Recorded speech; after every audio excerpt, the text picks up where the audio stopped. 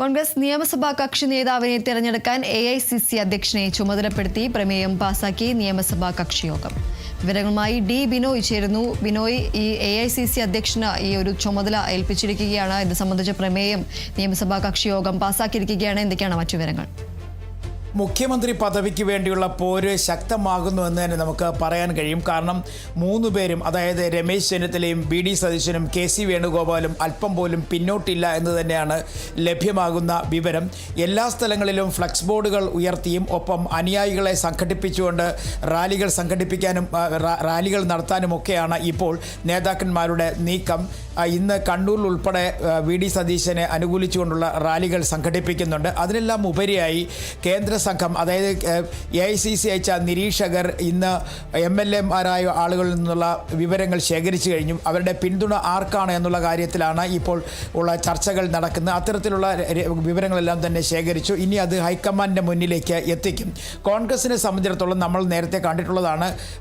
കർണാടകയിലായാലും മറ്റ് സംസ്ഥാനങ്ങളിലൊക്കെ തന്നെ കേരളം പോലെ തന്നെ മറ്റ് സംസ്ഥാനങ്ങളിലൊക്കെ തന്നെ കോൺഗ്രസിന് മുൻതൂക്കം ലഭിച്ചപ്പോൾ MLA-മാരായിരുന്നു മുഖ്യമന്ത്രിയെ തീരുമാനിച്ചത്. അത്തരത്തിലൊക്കെ കാര്യങ്ങൾ നീങ്ങുകയാണെന്നുണ്ടെങ്കിൽ ആര് മുഖ്യമന്ത്രിയാകുമെന്നുള്ള കാര്യത്തിലാണ് ഇപ്പോൾ വലിയ തരത്തിലെ ചർച്ച നടക്കുന്നത്. അതേസമയം ഈ നിയമസഭയിലേക്ക് തിരഞ്ഞെടുക്കപ്പെട്ട MLA-മാരുടെ ഒരു യോഗം രാവിലെ തന്നെ ചേരുകയും അവർ നിയമസഭാ കക്ഷി നേതാവിനെ തിരഞ്ഞെടുക്കുന്നതിനുള്ള തീരുമാനം ഹൈക്കമാൻഡിന് വിട്ടു നൽകുകയും ചെയ്തിരിക്കുന്നു.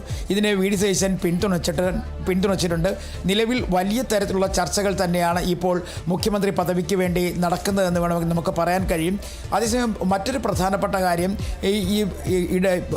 ഐക്യ ജനാധിപത്യ മുന്നണിയിലെ ഘടകകക്ഷികൾ ഇപ്പോൾ VD സതീശന് അനുകൂലമായ നിലപാട് സ്വീകരിച്ചു കൊണ്ടിരിക്കുന്നു എന്നുള്ളതാണ് പുറത്തേക്ക് വരുന്ന അവസാന വിവരങ്ങൾ.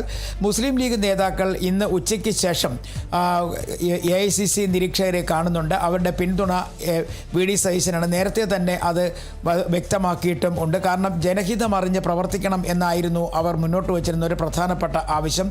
അങ്ങനെയാണെന്നുണ്ടെങ്കിൽ VD സതീശന് അനുകൂലമായി അവർ AICC നിരീക്ഷകരെ വിവരങ്ങൾ ധരിപ്പിക്കും.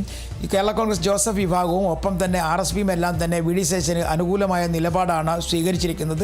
ഘടകകക്ഷികളുടെ പൂർണ്ണ പിന്തുണ ഒരുപക്ഷെ VD സതീശന് തന്നെ ലഭിക്കുമെന്നുള്ളത് ഏകദേശം ഉറപ്പായി കഴിഞ്ഞിരിക്കുന്നു. അതേസമയം KC വേണുഗോപാലിന് എതിർത്തുകൊണ്ട് അല്ലെങ്കിൽ ഒരു തിരഞ്ഞെടുപ്പിലേക്ക് ആലപ്പുഴ ഇനി പോകുന്നത് ശരിയല്ല എന്ന് കാണിച്ചുകൊണ്ട് ചില പോസ്റ്ററുകളൊക്കെ തന്നെ ആലപ്പുഴ DCCക്ക് മുമ്പിലൊക്കെ ഉയർത്തിയിരുന്നു. അതെല്ലാം KC വേണുഗോപാലിനെ അനുകൂലിക്കുന്ന ആളുകൾ വലിച്ച് കീറുകയും ചെയ്തിട്ടുണ്ട്. എന്നിരുന്നാൽ തന്നെയും കേരളത്തിൻ്റെ ഒട്ടുമിക്ക സ്ഥലങ്ങളിലും മൂന്ന് പേരുടെയും പേരിലുള്ള ഫ്ലക്സ് ബോർഡുകൾ സ്ഥാപിച്ചുകൊണ്ട് വലിയ തരത്തിലുള്ള വാദപ്രതിവാദങ്ങൾ ഉന്നയിക്കുകയാണ് അണികൾ.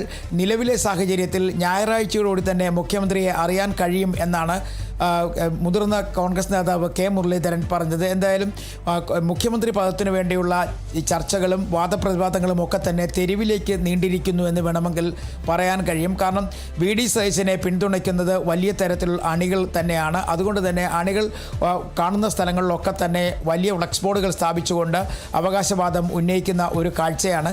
അതേസമയം മുഖ്യമന്ത്രി പദത്തിനപ്പുറം മറ്റൊന്നും സ്വീകരിക്കില്ല എന്ന നിലപാട് VD സതീശൻ സ്വീകരിച്ചതായും ചില വാർത്തകൾ പുറത്തു വരുന്നുണ്ട്. എന്തായാലും കോൺഗ്രസിനകത്ത് ഇതുവരെ കാണാത്ത തരത്തിലുള്ള ഒരു നീക്കം നടന്നുകൊണ്ടിരിക്കുന്നു. AICC നിരീക്ഷകർ നിയുക്ത MLA-മാരുടെ അഭിപ്രായങ്ങൾ തേടിക്കൊണ്ടിരിക്കുന്നു. അതിനും അപ്പുറത്തേക്ക് കാര്യങ്ങൾ ഇപ്പോൾ ഹൈക്കമാൻഡിൻ്റെ കയ്യിലാണ്. ആര് മുഖ്യമന്ത്രിയാകും എന്നുള്ള കാര്യത്തിൽ അന്തിമ തീരുമാനം എടുക്കുക. KC വേണുഗോപാലിനെ സംബന്ധിച്ചിടത്തോളം അദ്ദേഹം ഇപ്പോൾ നിലവിൽ ലോക്സഭാ അംഗമാണ്. ആലപ്പുഴ പാർലമെന്റിൽ വിജയിച്ച ആൾ കൂടിയാണ്. അദ്ദേഹത്തെ ഇനി സംസ്ഥാനത്തേക്ക് എത്തിച്ചുകൊണ്ട് മുഖ്യമന്ത്രിയാക്കാൻ തന്നെയാണ് ഒരു വിഭാഗം MLA-മാരുടെ നീക്കം.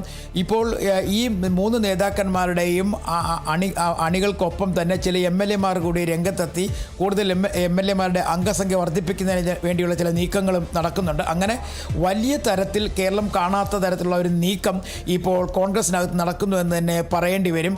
അതേസമയം കോൺഗ്രസിനെ സംബന്ധിച്ചിടത്തോളം ഘടകകക്ഷികൾ പറയുന്ന ഒരു കാര്യമുണ്ട്. ജനഹിതം അറിഞ്ഞു തന്നെയായിരിക്കണം കാര്യങ്ങൾ തീരുമാനിക്കേണ്ടത്.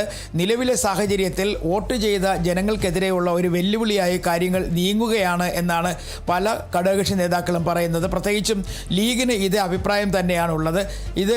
ഇത്തരം ചർച്ചകൾ അനാവശ്യമാണ്, അനവസരത്തിലാണ് എന്നുള്ളത് തന്നെ പറയുന്നു. കേരളത്തിലെ കോൺഗ്രസ് ഘടകത്തിൽ നടക്കുന്ന ഇത്തരം ചർച്ചകളിൽ AICC നേതൃത്വത്തിനും വലിയ അതൃപ്തി തന്നെയുണ്ട്. ഒരാളിൽ മാത്രം ഒതുങ്ങേണ്ട ചർച്ചകൾ ഇപ്പോൾ മൂന്നാളിലേക്ക് തിരിയുന്നു. ഇവരുടെ അണികൾ പരസ്പരം അങ്ങോട്ടും ഇങ്ങോട്ടും സമൂഹ മാധ്യമങ്ങളിൽ വലിയ തരത്തിൽ മുദ്രാവാക്യങ്ങൾ മുഴക്കി വെല്ലുവിളികൾ പരാതികൾ ഉയർത്തുന്നു. ഇതൊക്കെ തന്നെ വലിയ ചർച്ചയായി മാറുന്നതിനോട് AICC നേതൃത്വത്തിനും വലിയ വിയോജിപ്പുണ്ട്. എന്തായാലും വലിയ താമസമില്ലാതെ തന്നെ സംസ്ഥാനത്തെ മുഖ്യമന്ത്രിയെ തീരുമാനിക്കാൻ കോൺഗ്രസിന് കഴിയും എന്നുള്ള പ്രതീക്ഷയാണ് ഇപ്പോൾ നേതാക്കന്മാർക്കുള്ളത്.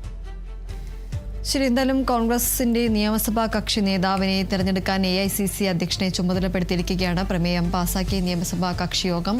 D. ബിനോയാണ് വിവരങ്ങൾ നൽകിയത്.